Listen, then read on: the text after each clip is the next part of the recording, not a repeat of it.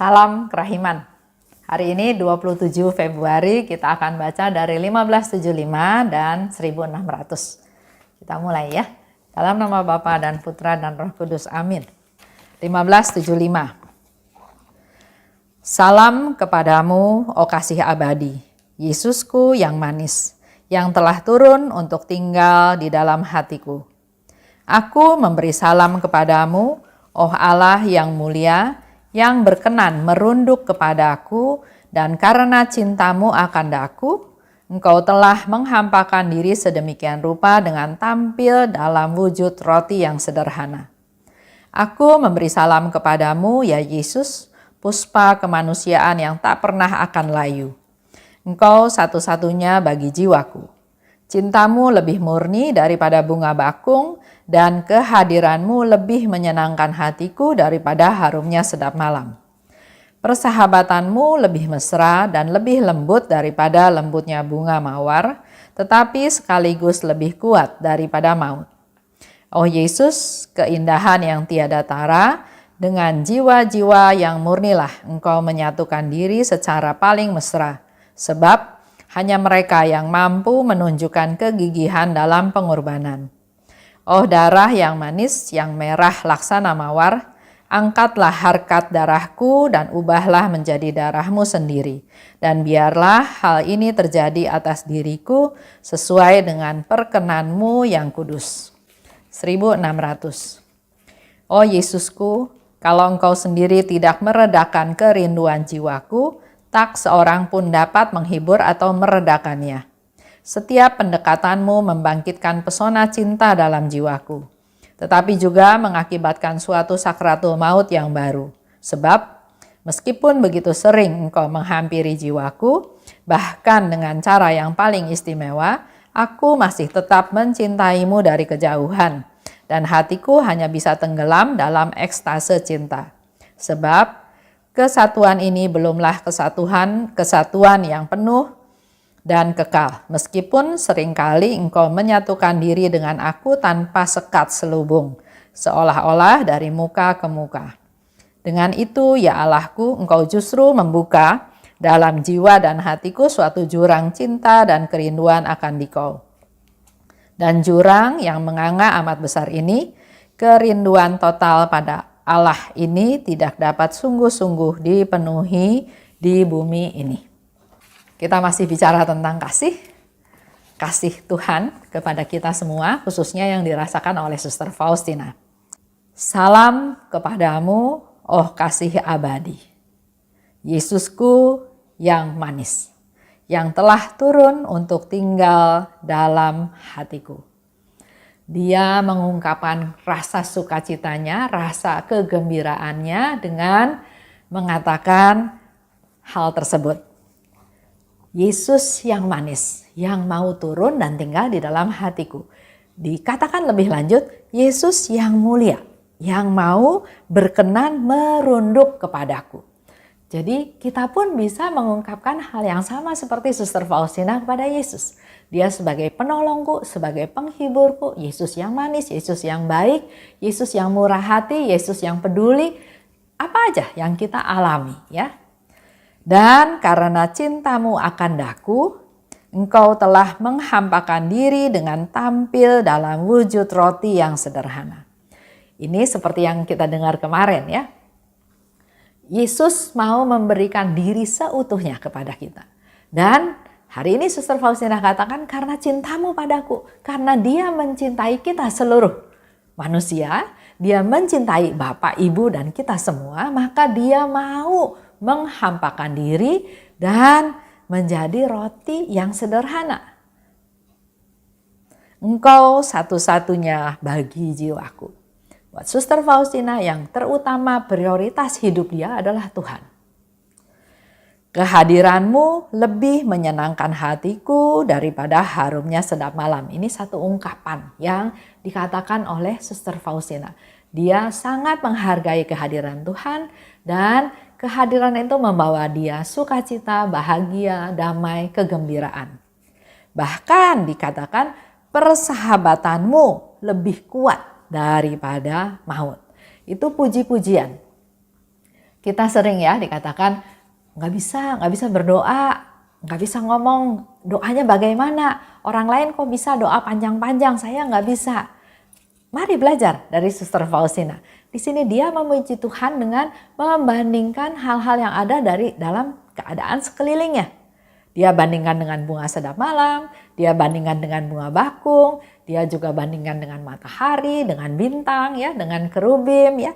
Dia bandingkan, bahkan di sini dikatakan persahabatanmu lebih kuat daripada maut. Dengan jiwa yang murni, engkau menyatukan diri secara paling mesra. Sebab hanya mereka yang mampu menunjukkan kegigihan dalam pengorbanan. Kalau kita ingat, dalam beberapa diary yang lalu juga disebutkan bahwa cinta, kasih, dan pengorbanan itu menjadi satu kesatuan. Dan sering juga Suster Faustina katakan dalam kasih dia mengalami pengorbanan, mengalami penderitaan. Tapi sekaligus dalam penderitaan juga dia mengalami kasih yang besar. Dua hal yang tidak bisa dipisahkan. Dan di sini dikatakan dengan jiwa yang murni, Tuhan menyatukan diri dengan paling mesra. Karena hanya jiwa yang murni yang dia bisa bertahan dengan kegigihannya, dengan kesabarannya dalam pengorbanan. Jiwa yang murni mampu menunjukkan kegigihannya dalam pengorbanan. Murni memberi kesucian yang besar. Dia bisa berdaya tahan.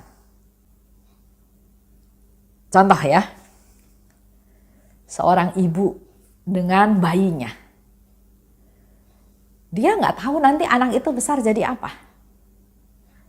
Tapi dengan kasih seorang ibu, kasih yang murni, dia akan lakukan apa saja untuk memberikan yang terbaik kepada anaknya.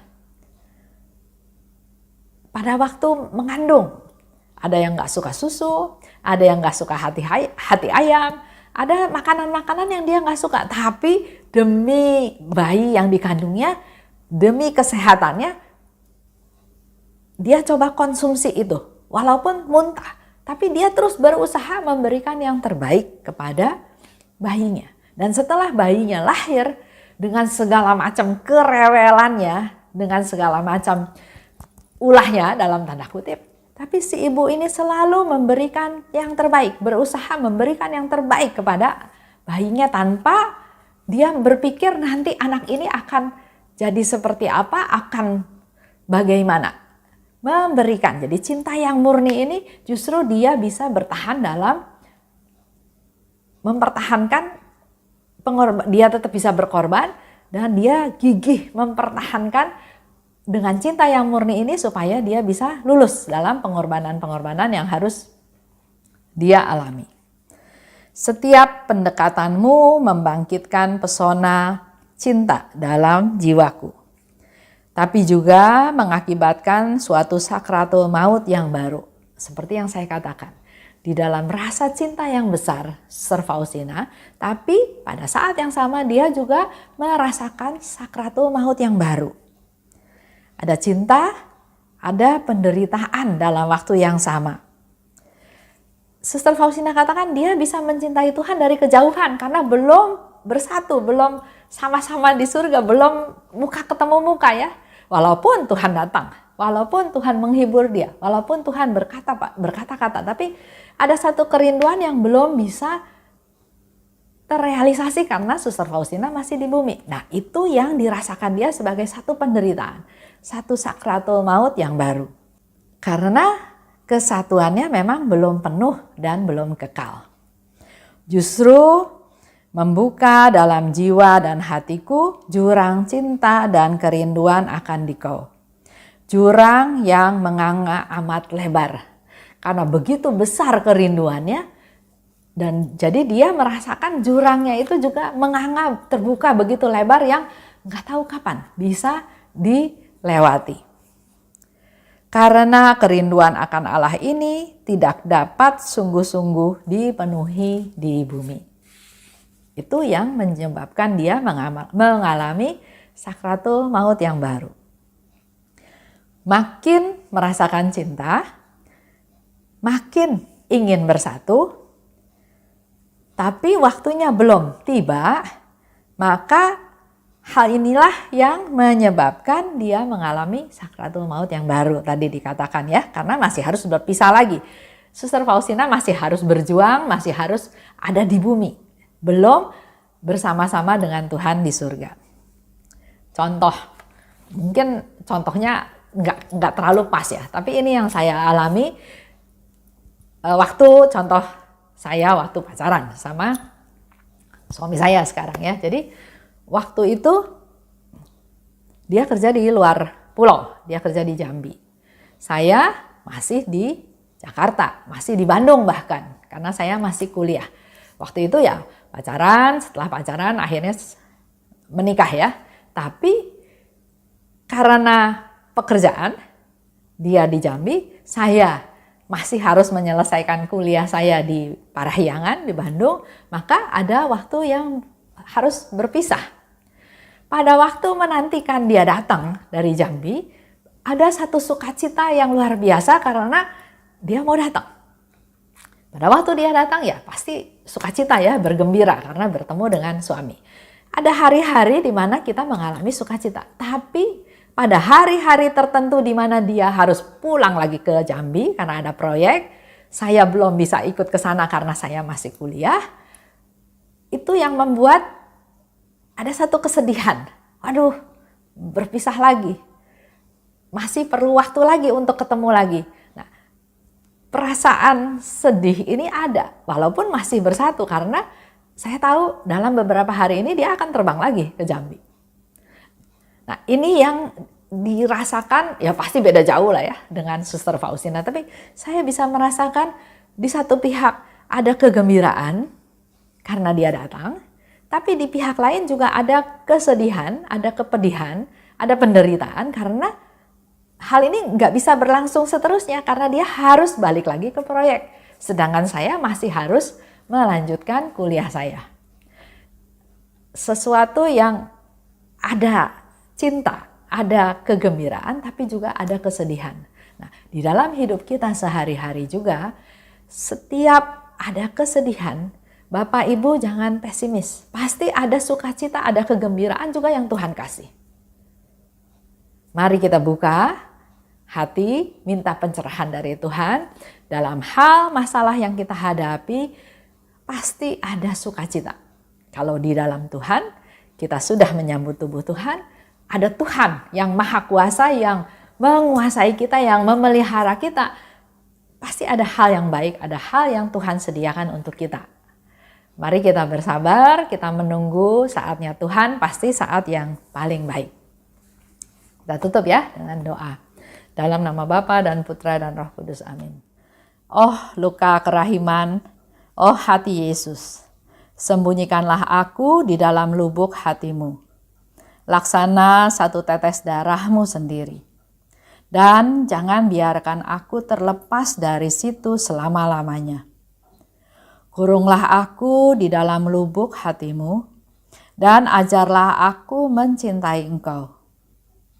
Tuhan, mampukan aku memahami sepenuhnya siapa dirimu. Bawalah aku masuk ke dalam rengkuhan mesramu, sejauh itu dapat ditanggung oleh kodrat insani. Amin. Dalam nama Bapa dan Putra dan Roh Kudus, amin. Salam kerahiman.